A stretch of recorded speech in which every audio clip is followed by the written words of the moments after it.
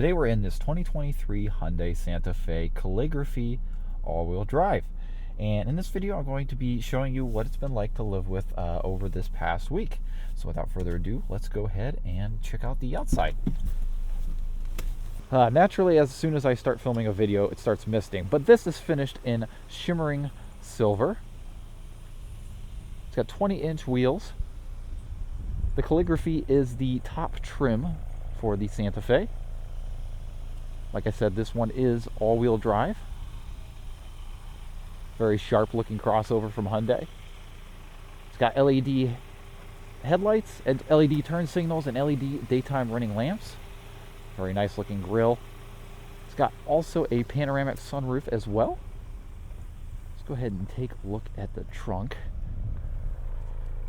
You have a power lift gate with a lot of room back here. There is absolutely a ton of room. Down here you do get a couple spaces to put some things, along with a fix-a-flat kit. This model does not have a spare tire, but it does come with a fix-a-flat kit.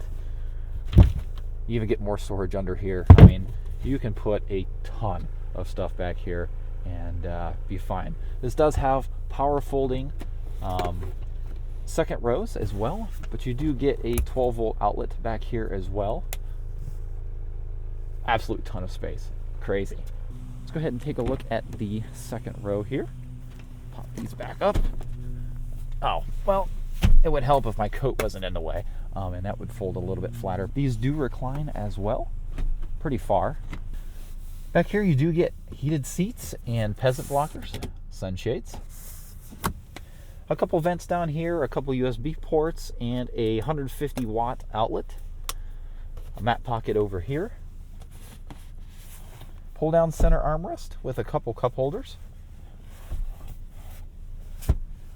Back here I do get about 5-6 inches of legroom and about 4 inches of headroom. It's pretty roomy. Like I said, these seats do recline pretty far back, so you can sit here and just look at the stars out of the panoramic sunroof here, which is very, very nice. This headliner is so soft too. It's just like that Palisade Calligraphy I reviewed a couple weeks ago. That is just incredibly soft. It's like a pillow. It's unbelievable. Looks really nice and really premium and upscale in here. And having rear heated seats is super nice in an Ohio climate like this. Let's go ahead and take a look at the dash here. Kind of a simplified design with everything on physical buttons, which is pretty nice up there. So under the hood of this 2023 Santa Fe is a 2.5-liter turbocharged 4-cylinder mated to an 8-speed dual-clutch transmission. Makes about 277 horsepower and gets 21 city, 28 highway. I've been averaging about 22 or so with my mostly city driving, so numbers are pretty accurate. Very nice powertrain, really smooth, surprisingly, with that dual clutch transmission. Then I'll get into the driving characteristics as we go for the drive. This entire interior is finished with Napa leather seats that are very, very, very comfortable, very supportive. Lots of bolstering here. The driver's and the passenger seats are heated and ventilated and power, and the driver's seat is memory as well.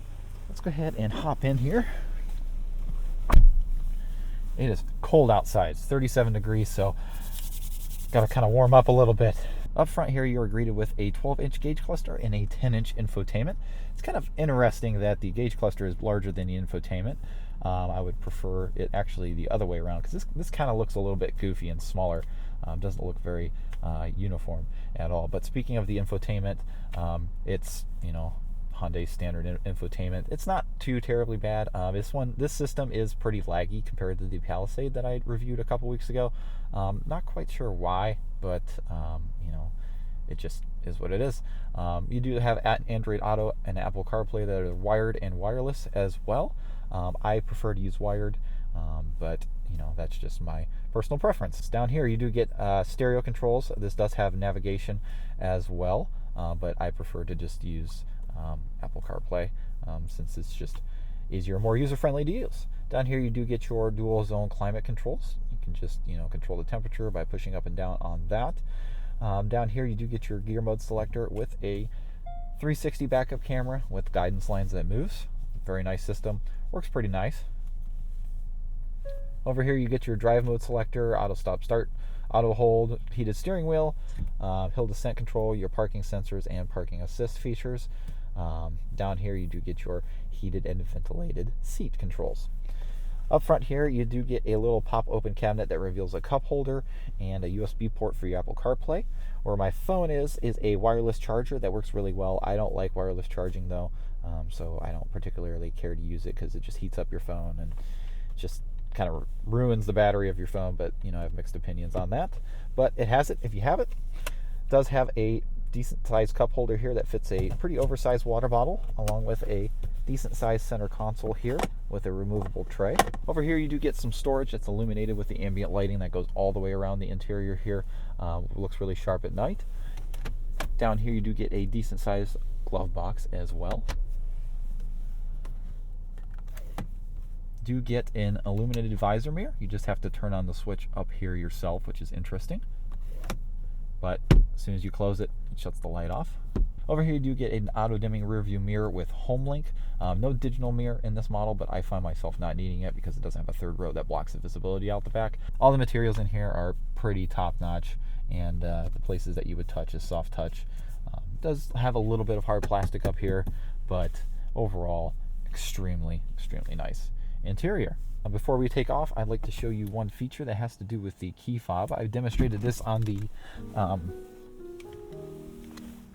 Palisade a couple weeks ago. This does have remote start. You just press the lock button and then press and hold the remote start button. But this does have this like autonomous parking feature. You just press and hold on the key fob if you want to move the vehicle forward, and it'll move forward, and as soon as you release the key fob, it stops. And the same backwards. Just press and hold, and it'll go backwards. This is very useful if you've like parked in a puddle, or somebody is parked on top of you and you can't open your door. This is where that would come in handy. Very nice feature. They've had this on Hyundais for several years now, but it's fun to demonstrate, fun party trick to show your friends. All right, I think that about takes care of all the interior features and exterior features. Let's go ahead and take this for a spin. I'm not too fond of these buttons for the gear selector on this. I wasn't too fond with it on the Palisade either, but you know, they work well enough. They're a little bit laggy. I just prefer a traditional gear shifter. I don't know why manufacturers are insistent on kind of reinventing the wheel with gear selectors, but just kind of annoying. This does have automatic wipers and automatic high beams as well. Come in handy during those conditions that would exist.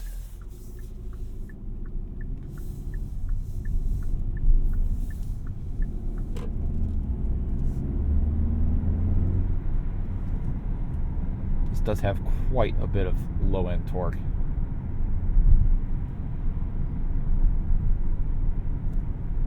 You do get some of the characteristic DCT clutch slip upon, you know, first starting off, but it's not terrible. It's very smooth. This is one of the smoothest DCTs I've driven in quite some time. My wife had a 2022 Volkswagen Taos with a DCT, and that was just a mess. It is very convenient that Hyundai puts the cameras in the side mirrors there, so where you can see your blind spots when you turn on the turn signal. I find that very helpful, very useful, very practical. You also do get your traditional blind spot monitoring as well, which works wonderful. Visibility out this is actually not too bad. You can see out the back. There's really no huge pillars anywhere, and you know, it's just a very easy car to live with. Let's do a quick on-ramp acceleration.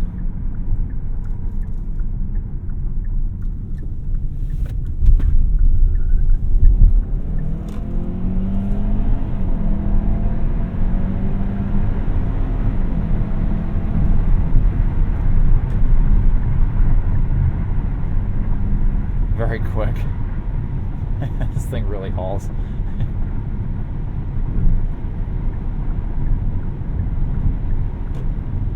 Speed limit is 70. I don't know why people insist on going so slow on this route. Happens all the time around here. This does have Hyundai's adaptive cruise control. It works really nice. You just press that button there and press down to set it, and it will maintain the desired following distance you pre-select and work just fine. This also does have a lane tracing assistance system that will keep you centered in the road, that will keep you centered in the lane. It works really well. Hyundai system works really well in general, especially on the Palisade I had a couple weeks ago. It doesn't require too much driver input, and just does the work for you. Works really, really nice. Let's do a quick stereo system test.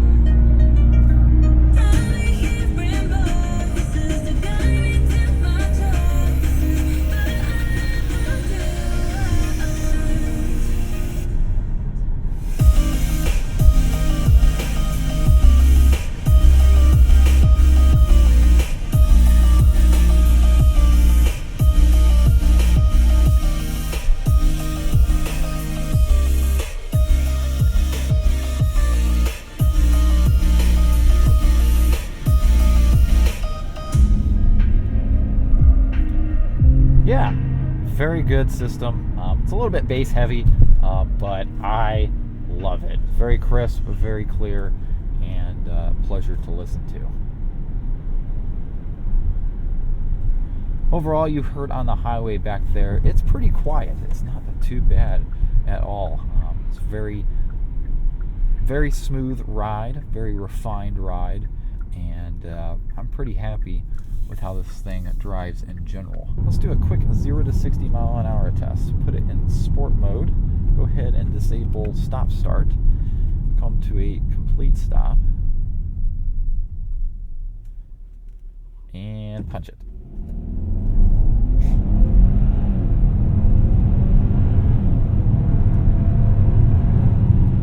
This is very quick. Now, like I mentioned before, this does have auto start stop. I don't find the system to be too overly intrusive.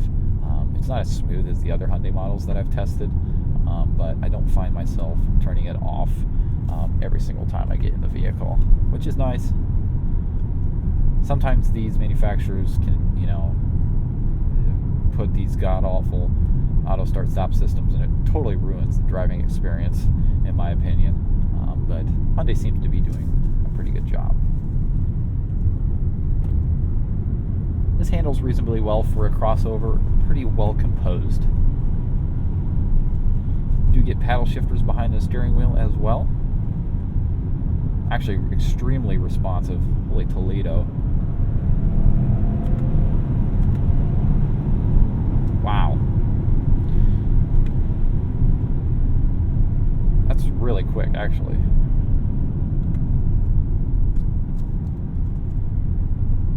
Pleasantly surprised there. You can just press and hold the paddle and it'll go back in the regular drive.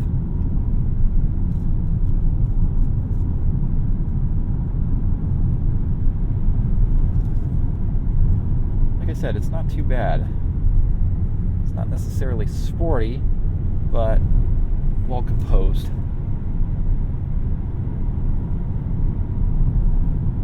Not a whole lot of body roll. Even with these 20-inch wheels, it does a pretty good job of maintaining a decent handling experience without giving up too much of a ride quality. This is a really nice SUV. Compared to some of the competitors here, you do get a pretty nice value. This one, as tested, is $45,000, and there's a lot of features in here for the money. You know, I've been in a Toyota RAV4 XSE, which is one of the top trims for the RAV4, and the Honda CR-V Touring, and I just think this is a better quality interior. I mean, the infotainment looks a little goofy with it being kind of small, but the materials in here are very, very nice. And this is a lot more comfortable than both of those vehicles, that's for sure. Let's do a quick turning radius test. Oh yeah, this thing turns on a dime. You ain't gonna have any trouble with that at all. Alright guys, that wraps up the 2023 Hyundai Santa Fe Calligraphy. I've enjoyed my time with this week. Always like the welcome and exit sounds Hyundai puts in their vehicles. I don't find them to be too annoying, and honestly pretty cool. Man, really nice looking vehicle. I like the look of the Santa Fe's way back in the day, and this is no exception. I believe it's due for a refresh here in 2024, so stay tuned. Hope to get my hands on one of those when it comes out. Man, super sharp. Alright guys, be sure to follow me on Instagram at Paul's Place YT for some additional content and behind the scenes. If you like what you see, be sure to hit that like button. It helps the algorithm push out the video to others so more people can view it. And also consider subscribing as well. I publish car reviews weekly. So with that being said, thank you guys for watching. I appreciate all your guys' continued support, and we'll see you in the next video. Take care.